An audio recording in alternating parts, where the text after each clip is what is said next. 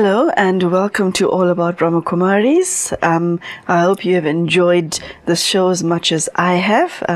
It's been wonderful sitting in this chair and listening to answers by a seasoned yogi, and I'm referring to Sister Denise, who's been practicing Rajyoga Meditation with the Brahmakumaris for the past 40 years. My name is Magela Pillai. I'm a judicial officer from South Africa, and today we discuss the subject of racism. Welcome, Sister Denise. Thank you for joining us. Thank you. How is racism viewed from a spiritual perspective? And what is the antidote from a spiritual perspective to racism? First of all, let's define racism as you consider the whiter the body, the better the person. And as the body gets further towards black, then that's less and less valuable as a human being. This is racism. And this originates, oddly enough, in, you can say, religion. Because the religions, especially the ancient religions, they talk about, the purity as white and impurity as black. So a pure soul has white skin, and an impure soul has black skin, but that's totally body conscious. What it really means, which is also something that we learn in Brahma Kumaris, is that yes, your soul shifts from a state of absolute purity to a state of absolute impurity. And so the intensity of the light of the soul indicates the amount of, or the degree of purity. So when the light of the soul becomes very dim, there's very little light left, then the soul is dark. When the soul is really bright, full of spiritual power, then that's very illuminated. But then if it's translated to refer to your physical form, then that's where the racism came in. Would you say that everyone who leads a spiritual life, or then all the Brahma Kumaris and Kumaris across the globe, have, by virtue of their spiritual life, overcome racism within themselves? The reason I'm asking this question is because I was given to understand, whether people admit it to themselves or not, most people across the world, irrespective of the color of the skin that you are born into, whether it's my color or your color, are racist. This is what you generally find. I was very lucky that from the youngest age I could remember, I've always thought that racism was ridiculous. So I think perhaps I may have been sort of inherently inclined towards seeing the soul for whatever reason.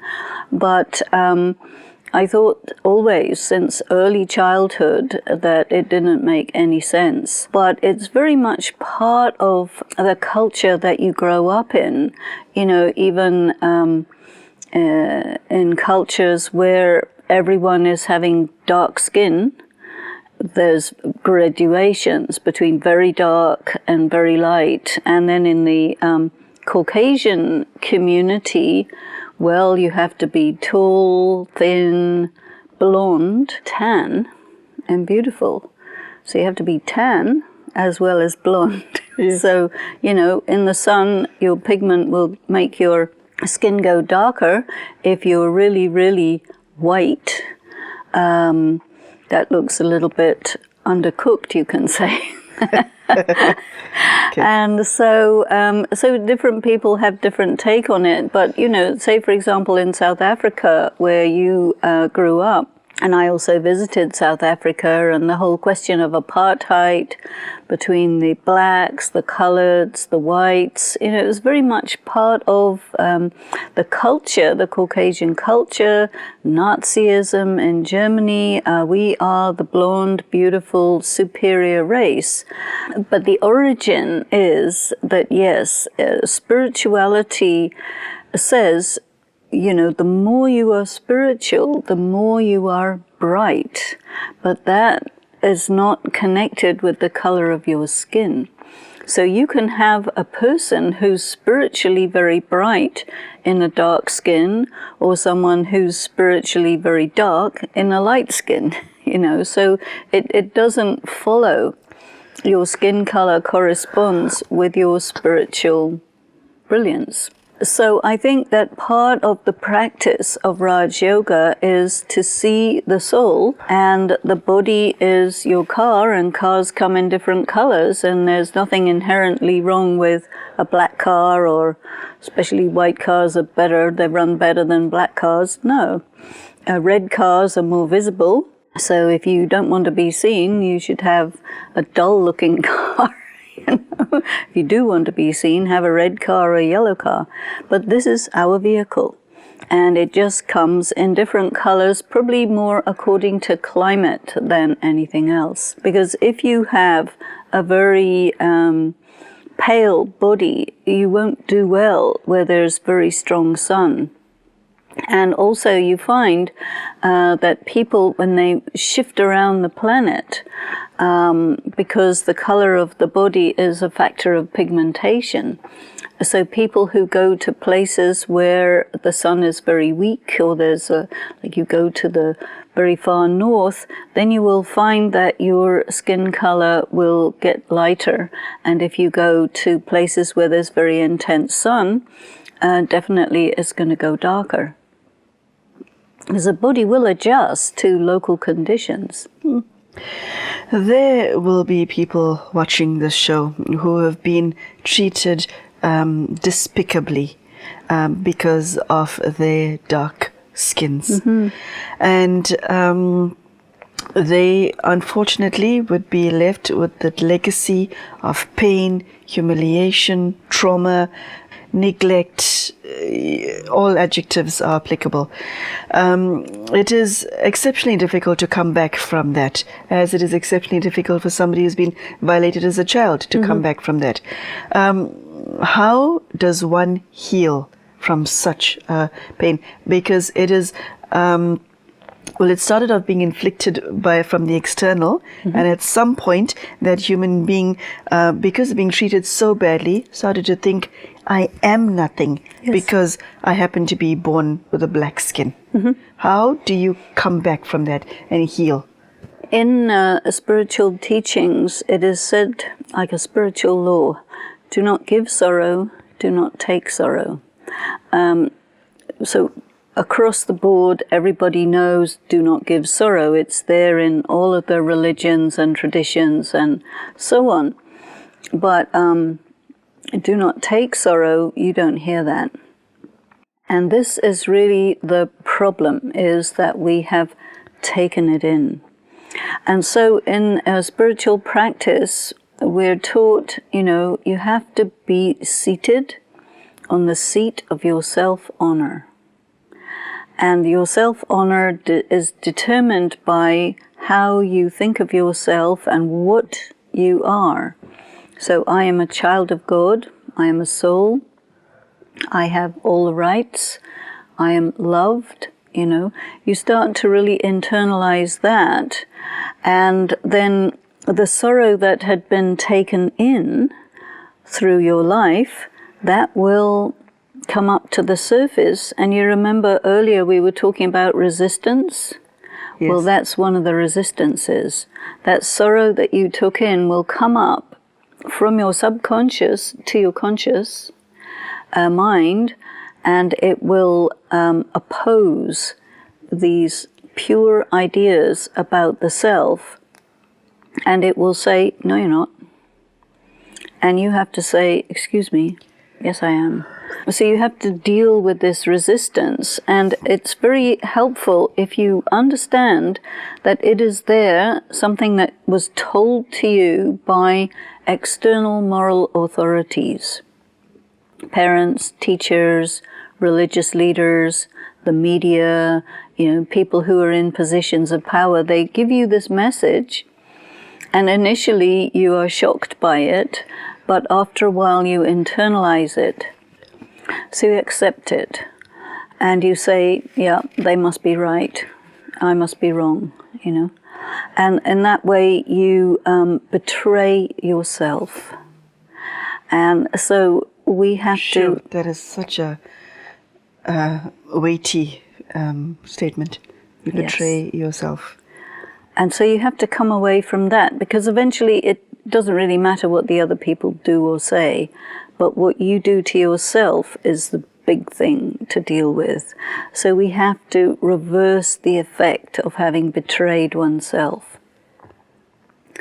And so your relationship with God is gradually growing, and God will always tell you, sweet child.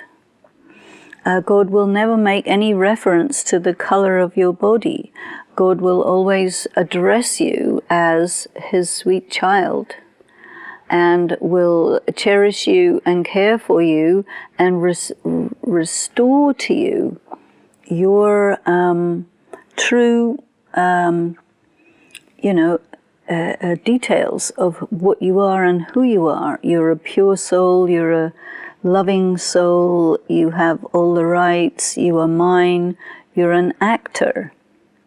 Now, this idea of being an actor in a drama is very helpful, because then you can really start thinking, okay, I'm in this costume of a color that people don't like, okay, and I am in this role, and these other actors play in, say, bad ways, and they talk to me like this or whatever, but you say, okay, it is a role in a drama, it's not the reality of me. And in that way, gradually, the sorrow that you internalized, you start putting it out, you see, because the mind will come up with these thoughts, no, I am valueless, and your intellect will say, excuse me, what are you saying? You're very valuable. Put away that thought. So it's really almost like a cosmic battle going on between the truth of God in your intellect opposing the false statements that have come from people who didn't know any better. So this is the journey that one undertakes when one becomes a Brahmakumar or Kumari. Yes. And how does the Brahma Kumaris Center support that within an individual who has come from to the center with such a history? What help is offered? Because such a person, it's very difficult to pull this off by yourself. You would need support. You would need to some extent external validation. Yes. Yes. And I think that's very important to include, to treat everybody equally, to talk about it when it comes up, because it does come up. There may be people who might be around who are racist and act in a racist way. That has to be challenged. Excuse me, what is this? Would you please apologize? What are you doing? So you create a culture of seeing the soul, and you challenge any signs of the racist attitudes whenever they are represented. And then if a person is challenged about that, they're going to have to really take a look at themselves and see, how did I become racist? Where does that come from? Did I absorb that attitude from my environment? Usually, yes, they did. You can take sorrow when you are victimized by that, and when you are having the arrogance of being so-called superior race and start doing that negative karma, you have to pay attention on yourself and really come to terms with the fact that, you are having a real arrogance problem. You need to come down from that and get some humility. You actually took me to my next question. Curiously, there will be people who are racist and who acknowledge within themselves, perhaps not externally, but within themselves, listen, psst, to the mirror, I think I'm racist. Okay? What would such a person do to overcome racism within themselves? We first spoke about the victim, if you want to look at it that way. Now we're speaking about the racist aggressor, who need not necessarily say or do anything externally, but she knows, hey, I am a racist. I do think light-skinned people are superior to dark-skinned people.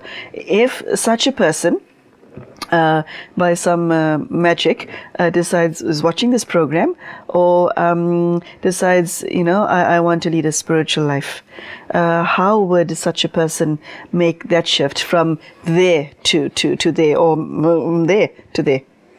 I think you have to say, okay, what am I? Okay, if I say, okay, I'm a racist, what kind of statement is that? It means I'm identifying with my body. It means I'm body conscious. So if I'm trying to be soul conscious, you can't be body conscious and soul conscious at the same time. If you see, okay, this attitude of racism is purely and simply body consciousness, I need to step away from that. Then they need to make the effort. Some people, they have sanskaras. This word sanskara comes up again. They have tendencies, they have habits which are really very negative, but they have a hard time getting rid of them. So they have to really work on it, sometimes for years together, to become free from it. And if a person says, okay, I am committed to come out of this negative habit, and I don't care what it costs, and I don't care how long it takes, but this is what I'm going to do. They have this determination, and they just go and do it. And whatever it costs, they pay. Whatever time it takes, they take. And that's tapasya. It takes an exceptional person to embark on that journey, is it not? Because you need a lot of self-honesty to say to yourself, I am a racist. Well, I think it's not that it takes an exceptional person, but that you become an exceptional person by doing that. Nice distinction. Very nice distinction. How does the Brahmakumaris go about redressing imbalances that are caused by racism outside the spiritual family? Do you do community outreach programs with that specific topic in mind? Do you work with people? Do you address this head on? How do you help people who, you said earlier in another segment that not all who come to the Brahmakumaris become fully fledged members. And then if you're invited to give a talk at a school, for example, in the middle of the Congo, in Africa, or Namibia, for example, how would you address this issue? Well, I haven't been in those two particular places, so I'm not sure that in advance I could tell you, because I have to really feel the people and feel the situation. But I was in Soweto. And Soweto for those of you who do not know that, what Soweto is or where it is, Soweto is the black township in Johannesburg, and it had made headlines in 1976 when there was a massive black uprising against the white apartheid government, and there were people who were killed as a result of that. And in South Africa, June 16th is still celebrated as Youth Day to honor the children whose lives were lost that day due to their struggle against apartheid. So, Sister Denise, Soweto? So I went to Soweto, and I was with a relatively small group of people. It was either in a school or a community center, and we just started talking about it, the whole question of how, what racism is, and seeing the soul and all of this. And it was a really very nice and a memorable exchange that I had with a group of people. And really, I think the thing that's important is where you have the soul-to-soul contact. It's a very different feeling than it's body to body, white person to black person. When you have soul to soul, the color of your body fades into the background, And so that was a very good experience for me. In London, we have a very multi-racial, multicultural gathering. It's a huge city, and So there are many people of different colors, different racial, religious, etc. backgrounds who attend these centers in London. And so very much the people who are interested in the question of racism will participate in programs where we really talk about it. And that's, I think, a very good thing. And talking about the soul and the body, it's different, and it creates that friendship where you really don't see the body. You know, another place I've been to where it's different is Brazil. So in Brazil, the people who were there from Africa didn't experience the same thing as the blacks in America or the blacks under the white governments in Africa. So the blacks in Brazil are very integrated. It's a very interesting thing. They did come as slaves, and many bought their freedom and became nicely integrated. The black community in US is again different. Again, I had a lot of interaction with blacks in Los Angeles, where, you know, there's a tension. There's a lot of racism in USA, and I particularly go out of my way to make myself able to interact with any community. And what I found is that in LA, there's a street system for the blacks. There's a street system for the Asians. There's a street system for the white. It's like they use different roads. It's amazing. They use different roads? They use different roads, yes. Because, for example, My I have goodness. one brother, a very good friend of mine, and he would take me from North LA to South LA, and he would use a different street system. And I'd go with my Filipino friends, and they would use a different street system to go from the same place to the same place. And so there are areas. Los Angeles is like a jigsaw puzzle where each piece of the puzzle is a different color depending on, you know, who lives there. So it's not at all integrated. And I was quite surprised to see how there is really these kind of different street systems, different levels on which people operate. Wonder. Yeah, yeah. There are people who, because of being treated very, very badly by people of a lighter skin color, who now have in their hearts a very deep, deep antagonistic, venomous hatred towards lighter skinned people, especially in countries where they were told decade in and decade out, you are worth nothing because you're dark skinned. Now, it does not take a degree in psychology or somebody who's been practicing Rajyoga Meditation for 40 years to understand that that level of venom within your heart can kill you.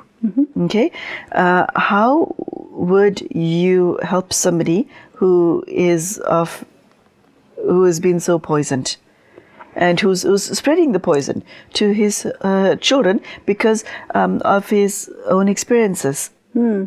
Again, I think you have to talk about it.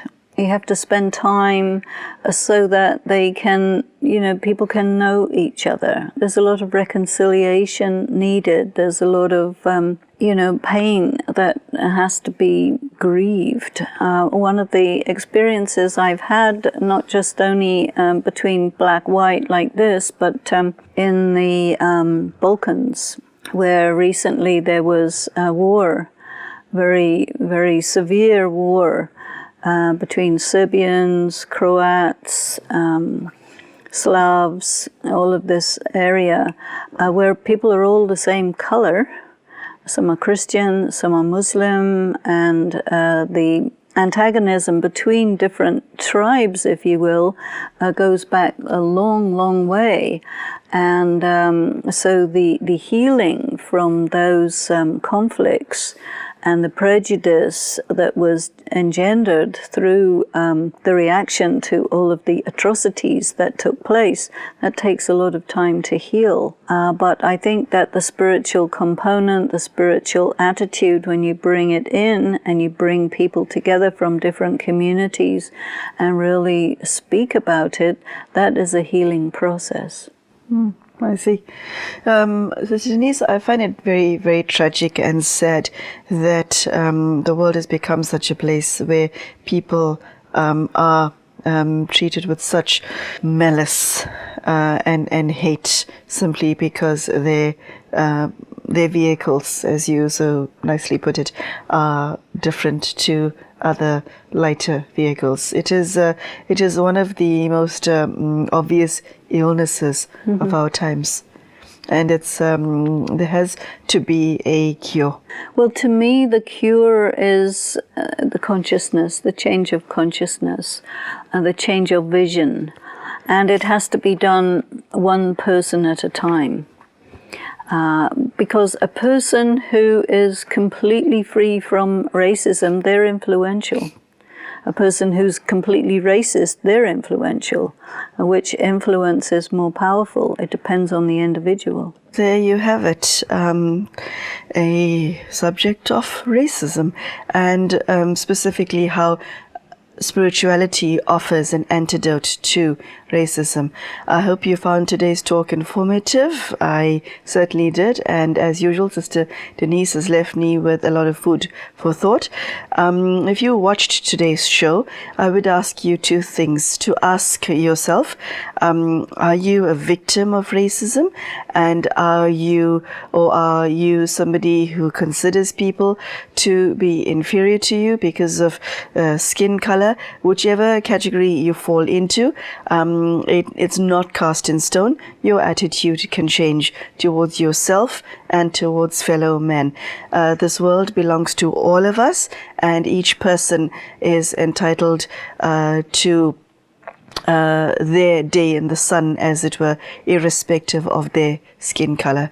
I really hope that today's show will help you change your life in some way. We thank you for joining us, and goodbye.